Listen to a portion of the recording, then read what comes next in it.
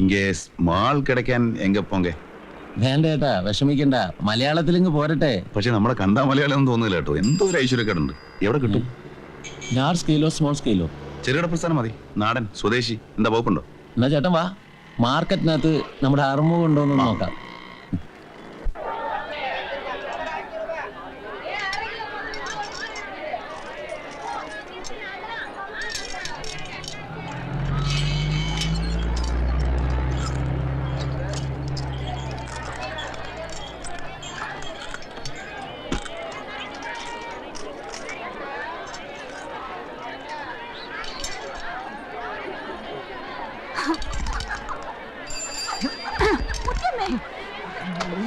എന്തായി കാണിക്കുന്നത്?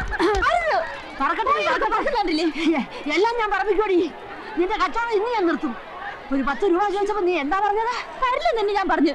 നിങ്ങൾക്ക് ചാരം കുടിക്കാൻ ഒരു ചില്ലി കാശ് ഞാൻ തരില്ല. കേൾക്കണോടി, ഞാനിത് കേൾക്കണം. സ്വന്തം മോന്റെ രക്തത്തിൽ പറഞ്ഞവളല്ലേന്ന് കരുതിയാ നിന്റെ മുമ്പിൽ പിച്ച തന്നത്. അല്ലാതെ പിച്ചക്കാശ് വാങ്ങിക്കുന്ന സ്വഭാവം എനിക്കില്ല.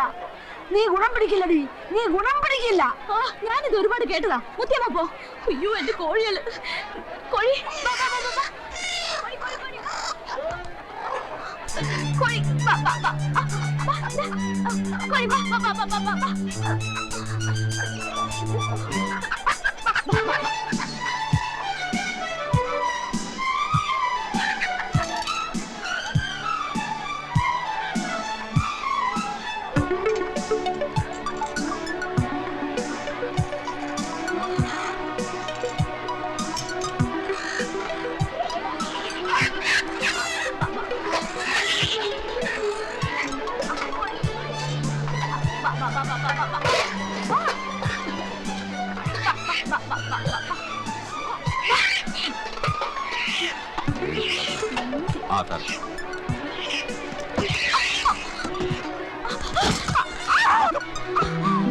എന്താ മുഖത്ത് കണ്ടില്ലേ? കണ്ണില്ല. എന്നെ കണ്ണൊരു കല്യാണം പാത്രത്തില് ലക്ഷ്മി നമ്മുടെ പാർട്ടിയാ. നമ്മുടെ പാർട്ടി ഒരു വന്നോളൂ. അല്ല പിന്നെ അവള് മുഖത്ത് കോഴി കോഴി എന്ന് വിളിക്കുന്നതിനാ? ആളെ കളിയൊക്കെ കഴിവറോള്.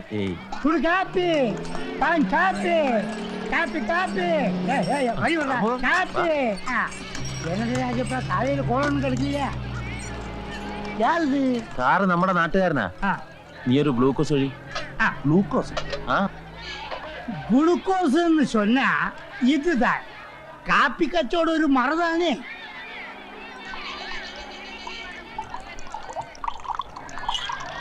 கஷ்டிச்ச ஒரு கிளாஸ் தான் இருக்கு. ஏன்னா இப்ப ரொம்ப குளிருங்க, அதனால டிமாண்ட். ஐயோ ஐயோ, அது சாருக்கு உடம்பு உனக்கு வர தர்றேன். കഷ്ടിച്ച് ഒരു ഗ്ലാസേ കാണുമെന്ന് നീ പറഞ്ഞത് ഞാൻ കേട്ടല്ല. എവിടുന്ന് വന്നീ പണ്ടാരോ? പണ്ടാരം ചത്തുപോയത് നിന്റെ തള്ളയാ. ஐயோ சரக்கும் தீர்ந்து போச்சே. ஏ கழுவி, அந்த கிளாஸாவது கொடுமை. സാധനോടെ അടുത്തിരിപ്പുണ്ട്. സാറ് വരുമെങ്കിൽ ഇവിടെ. இங்க பக்கம் தான் நம்ம காலனி. வீட்டுல நிறைய சரக்கு இருக்கு, கவலைப்பட வேண்டாம். வாங்க வாங்க.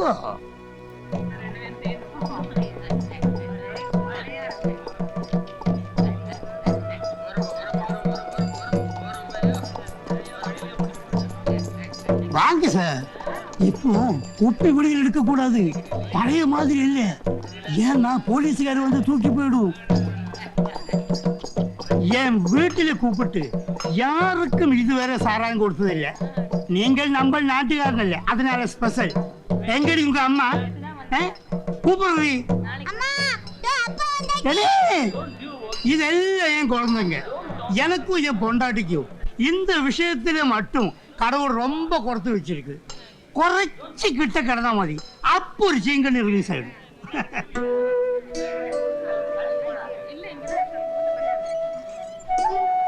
ഇവിടെ മലയാളികളാ കൂടുതൽ. ഈ കോളനിയിൽ ഞങ്ങൾ കുറച്ചു പേരുണ്ട്. എന്റെ അച്ഛൻ മലയാളിയാണ്. അവർക്ക് എന്റെ കേരളത്തിലെ ക്ലൈമറ്റ് പിടിക്കില്ല, അതിനാൽ ഇങ്ങ വന്നോ. എടി നീ പോയി 2 കുപ്പി സാറ അടിച്ചിട്ട് വാ. இந்த സാർക്ക്, இந்த സാർ നമ്മ നാട്ടുകാരനാണെടി. ആരായാലും കൊള്ളാം, കടം കൊടുക്കാൻ പറ്റത്തില്ല, കാശിന് തരാൻ പറ. അയ്യയ്യയ്യേ, അവൾ അപ്പടിതാ. നമുക്ക് എന്റെ വീട്ടിലേക്ക് പോവാം. അവിടെ ആവുമ്പോ പാവം പെണ്ണ്. ആ കാലമാർ എന്തിലും പിടിച്ചോണ്ട് പോയതാ. ഏവൻ പുഴുത്തെ ചാവൂ. ഇനി ഇതൊരു ബിസിനസ് ആക്കണ്ട. ഞാൻ വരുമ്പോഴെല്ലാം പെണ്ണൂടെ കാണണം, മനസ്സിലായോ? അവളോട് മോങ്ങരുന്ന് പറയൂ. ഞാൻ തുടങ്ങി വെച്ചല്ല ഐശ്വര്യം അടവൂ.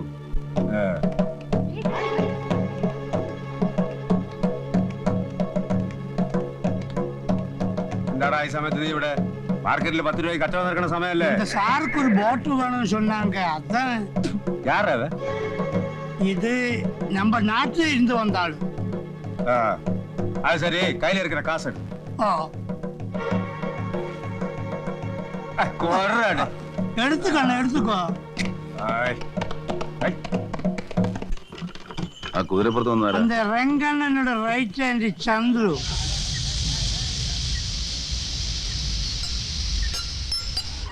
ഏതാ ഈ രംഗൻ? അയ്യോ പതുക്കെ ആരെങ്കിലും കേട്ടാ മതി. டேய் எதுக்கடா பயப்படுற? கொஞ்சம் வயிற்றுக்குள்ள போகும்போதாவது சத்தமா பேசக்கூடாதா? சார் அவன் இந்த லக்காட்சியிലെ കിങ്. ഓ അപ്പൊ വലിയ വിഷയാ. പിന്നെ ചെറുവിരൽ ഉയർത്തിലൊരുത്തനും. അതാ കുഴപ്പം. ചെറുവിരലല്ല ഉയർത്തേണ്ടത്, കാല. എന്നിട്ട് മുഖം വരെ പൊക്കണം. ആ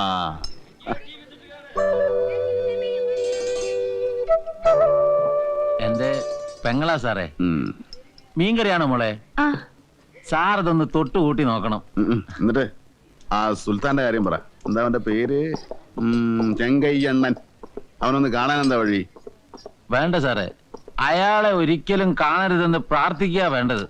ചട്ടമ്പികൾ എനിക്ക് ഇഷ്ടാടോ, അതുകൊണ്ടാ. അവൻ പൊറുക്കി സാർ, പിശാദ്, സതിയെ. അവന്റെ കാല് നക്കിനാ ഇങ്ങ വാഴ മുടിയും.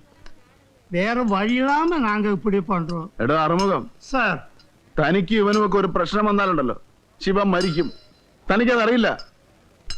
എന്നെ സ്നേഹിക്കുന്നവർക്ക് എന്തെങ്കിലും സംഭവിച്ചാലുണ്ടല്ലോ, രണ്ടിലൊന്നും അറിഞ്ഞിട്ടേ ശിവൻ മാറൂ. അതാ ശിവന്റെ ക്യാരക്ടർ. എന്താടാ? കുടിക്കാൻ വെള്ളം കൊണ്ടുപോയ പാത്ര പൊയ്ക്കോടാ. രംഗൻ തല്ലാൻ ഉയർത്തിയ കൈ പിടിച്ചത് ഒരുത്തനെ ഉണ്ടായിരുന്നുള്ളൂ. ഈ ചെക്കന്റെ അച്ഛൻ പളനി. കുതിരയ്ക്ക് ലാടം തിറക്കുന്ന പണിയായിരുന്നു. ஆனா ரெங்கம் பகை தீர்த்துட்டேன்.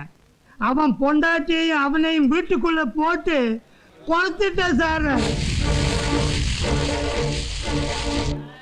இப்ப இந்த பையனுக்கு யாருமே இல்லை. ஆனாத அந்த கொல்லப்பட்டறையில வேலை செஞ்சு போய்க்கிறேன். എനിക്ക് അയാളൊന്നും കാണിച്ചു തരില്ല അല്ലേ? കാണാൻ എന്തെല്ലാം നല്ല കാഴ്ചകളുണ്ട് സാറേ ഇവിടെ. അതിനല്ലേ ആളുകൾ ഇവിടെ വന്നു പോകുന്നത്. നമുക്ക് ഇവിടെയൊക്കെ ഒന്ന് കറങ്ങിക്കളയാം അല്ലേ സാറേ? കറക്കം ഇപ്പോഴേ തുടങ്ങിയ ലക്ഷണമാ. പിന്നെ എല്ലാവരും പോകുന്ന റൂട്ട് ശിവന് താല്പര്യമില്ല.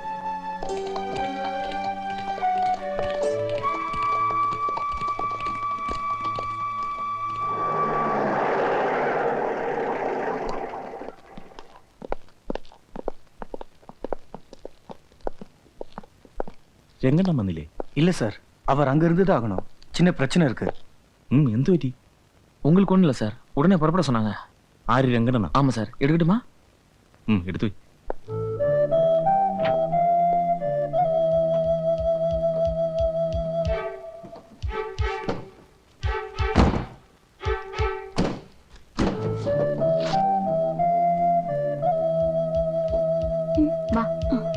നീ പോയി ആ ബില്ലൊന്ന് സെറ്റിൽ ചെയ്യും. ഞാൻ ഈ കക്ഷിന്ന് പോക്കട്ടെ.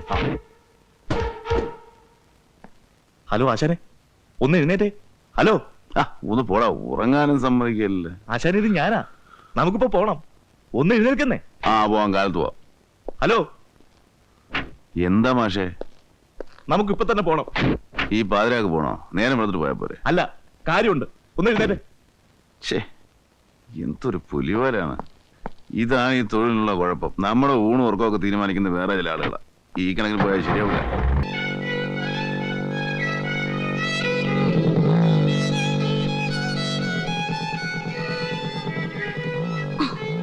മുത്തു, നീ ചെന്ന് കോഴി എടുക്കുമ്പോഴേക്കും ഞാൻ കൊച്ചമ്മയെ കണ്ടിട്ട് വരാം. നീ വേഗം വരണം, എനിക്ക് പാല് കൊടുക്കാനുള്ളതാ.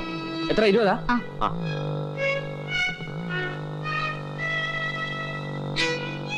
കൊച്ചമ്മേ, കൊച്ചമ്മേ.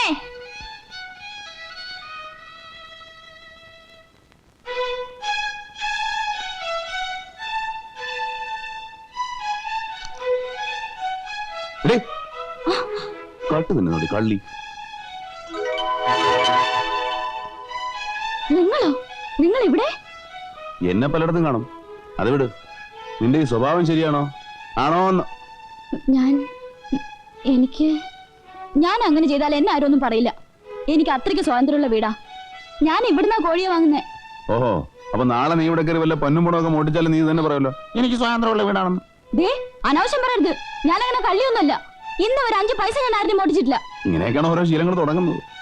എങ്കിൽ കണക്കായി പോയി. നിങ്ങൾക്ക് എന്താ ഇതിൽ കാര്യം? ഞൊണ്ടിക്കാലൻ. ഞൊണ്ടിക്കാലൻ.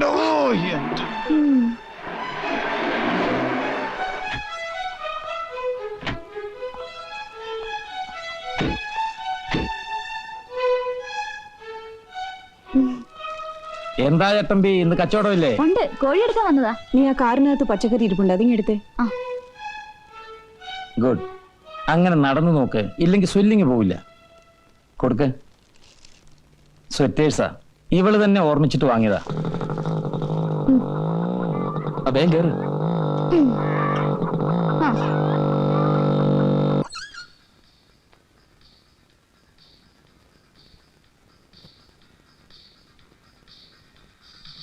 ഒറ്റപ്പാലത്ത് ഇപ്പൊ ആരൊക്കെയുണ്ട് ബന്ധുക്കളായിട്ട്?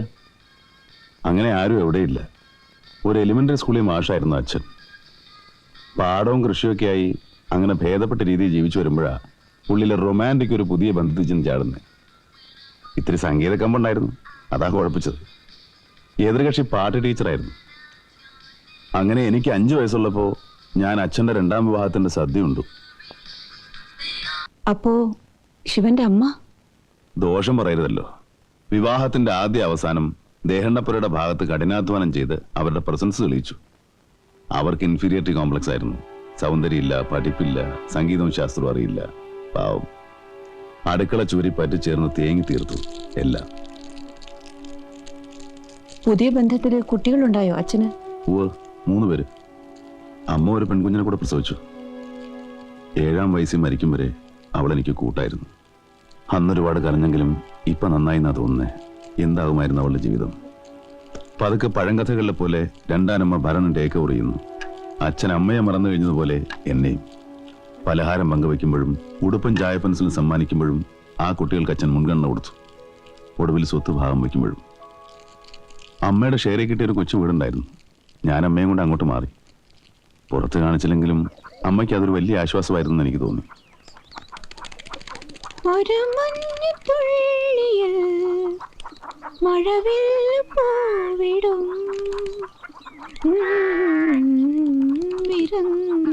ഒരു ഡിഗ്രി കയ്യിലുണ്ടായിട്ട് എവിടെങ്കിലും ഒന്ന് കയറിപ്പറ്റാൻ കഴിഞ്ഞില്ല? 2ലൊന്നും അറിയാലോ എന്ന് കരുതി ബോംബെക്ക് വണ്ടി കയറി. അരപ്പട്ടണിയും മലേറിയയും സായുധ വിപ്ലവ ചിന്തകളുമായിട്ട് അവിടെ നിറങ്ങുമ്പോഴാണ് അമ്മയുടെ കത്ത് വരുന്നത്. അച്ഛൻ തിരിച്ചെത്തിയിരിക്കുന്നു. രോഗിയായി, ത്രോട്ട് ക്യാൻസർ. 2ാനമ്മ ഇറക്കി വിട്ടെന്നോ മൂപ്പൻ ഇറങ്ങി പോന്നെന്നോ രണ്ടും പറയാം. താമസിക്കുന്ന വീടിന്റെ ആധാരം കൈ തന്നിട്ട് അമ്മ പറഞ്ഞു വിറ്റ് ചികിത്സിക്കാൻ. സത്യത്തിൽ അമ്മയുടെ നിർബന്ധം കൊണ്ടാ, ഇല്ലെങ്കിൽ ഞാനതിന് മുതിരില്ലായിരുന്നു. മരണക്കിടക്കിൽ കിടന്ന് എന്നോട് എന്തെല്ലാമോ പറയാൻ അച്ഛൻ ബുദ്ധിമുട്ടുന്നുണ്ടായിരുന്നു. ഞാൻ ബോധപൂർവ്വം ഒഴിഞ്ഞു നിന്നു. എനിക്കറിയാം, റിപ്പൻഡൻസ്. മരിച്ചു ഇല്ലേ? അമ്മ അകന്ന ഒരു ബന്ധു വീട്ടിലെ ചായപ്പ് കിടന്ന് അമ്മയും കണ്ണടച്ചു. ജീവിതം നല്ലതൊന്നും കൊടുത്തിട്ടില്ലാത്ത അവർക്ക് ഞാനൊരു യോഗ്യനാണെന്നുണ്ടായിരുന്നു. നടന്നില്ല. എനിക്കും എൻ്റെ ഫ്രീഡമായി, അനാഥത്വത്തിന്റെ സ്വാതന്ത്ര്യം. വളരെ വൈകിയാണെങ്കിലും 2ലൊന്ന് അറിയാലോ എന്ന് കരുതി അഭ്യുദയകാംക്ഷികളുടെ നിർബന്ധം സഹിക്കു വയ്യാതെ ഗൾഫിലേക്ക് പറഞ്ഞു. ജാതക ഗുണം, ഞാൻ കുവൈറ്റിൽ കാലുകുത്തിയതും സദ്ദാമിന്റെ ആദ്യത്തെ മിസൈല് വീണതും ഒരുമിച്ച്. ഭാഗ്യത്തിന് എയർപോർട്ടിന് വെളിയിൽ പോകേണ്ടി വന്നില്ല. പോയ ഫ്ലൈറ്റിൽ തന്നെ തിരിച്ചു വന്നു.